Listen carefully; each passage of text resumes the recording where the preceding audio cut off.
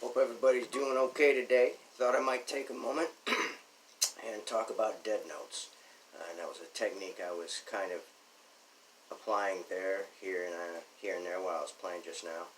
And it's essentially deep muting, if you will, so you get a more percussive sound coming out of the instrument. And it's meant to, the way I do it, I'm thinking of like palm muting.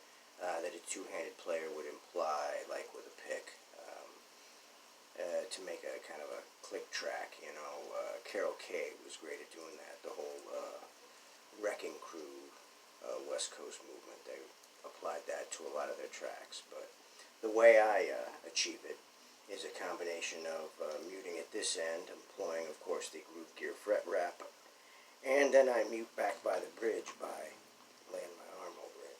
Now, if that's not a practical application that you're capable of, you can put foam under the bridge, you can put felt under the bridge, you can put fudge under, well, you get the idea. At any rate, you can put something up under the bridge there to achieve the same effect.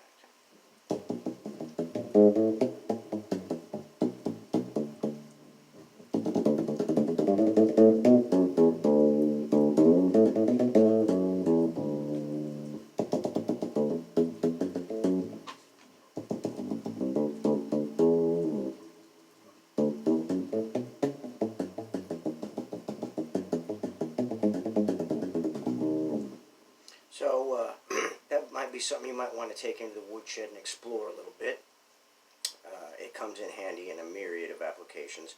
In the studio, it's a particularly effective device, but live, it'll also help you cut through a dodgy mix or a loud guitar player, because something about the way that deadness of the note, but the punch that is on the end of it really seems to cut through in most situations.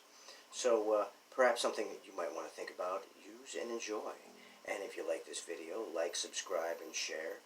And hopefully the channel might be more of a going concern here in the near future. So thank you very much. Hope you enjoyed it.